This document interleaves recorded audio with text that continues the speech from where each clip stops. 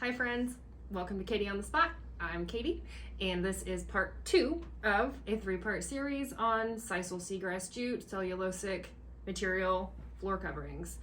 So we just did part 1, which is a water or a liquid spill. We're going to do part 2 now, which is an olive oil spill. If you haven't liked and subscribed to my video, please subscribe to this channel, check out my website, and I would like to acknowledge that we do use products that we have created and trust, and there may be some other ones out there that you have in your home.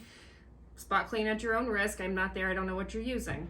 And let's go ahead with this delicious California olive oil from Chico, California, our old stomping grounds. And this is a very popular piece of sisal, like a design of sisal, and it's protected with Fiber Protector America. Whew, that's a lot of oil, because I use this regularly and I'm able to play with it, spot clean it, get it back in good shape, and keep it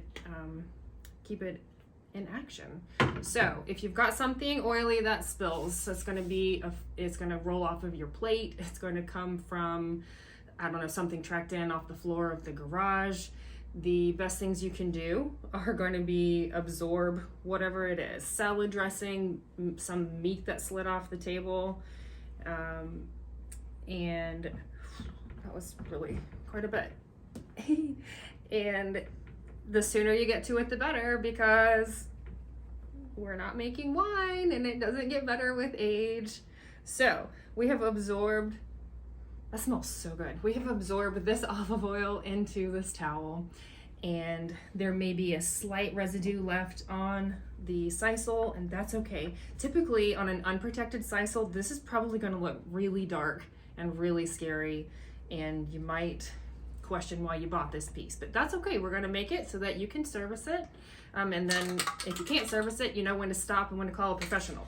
So we've got this delightful powder stain remover that we have created. It is essentially dry shampoo for your hair, but for your stuff. It has a solvent carrier, so it's not just the absorbent compounds. The solvent carrier kind of is like a turbocharge. It helps it penetrate the fibers a little bit better and helps it break up the oily residue and essentially do a better job. So shake to combine, and then spray. If you think it was a lot of an oily substance, then you can go a little bit heavier. It just may mean a little bit longer dry time before you can vacuum up the powder once it's absorbed, and I think it was a lot. So side note, I'm actually going to put some on this towel because I'm not ready to throw this towel away. I will put it on here, and then we will launder it after it dries, and it should help facilitate the wash process on that as well. And here's where we're at. It looks a little bit gummy. You can see the water from video 1. If you haven't seen the liquid video, check that one out. You can tell I added a lot of olive oil. It went right through the rug. It's totally viscous material. And if you have a custom bound sisal, if you have a piece that's installed, I've seen installed sisal, just imagine what the underside looks like, okay? It's on my table even. That's a lot. So you want to be sure that you're absorbing as much as you can. There's no need to get a damp towel because water and oil don't mix. So just use a dry absorbent. You could use a paper towel if you wanted to.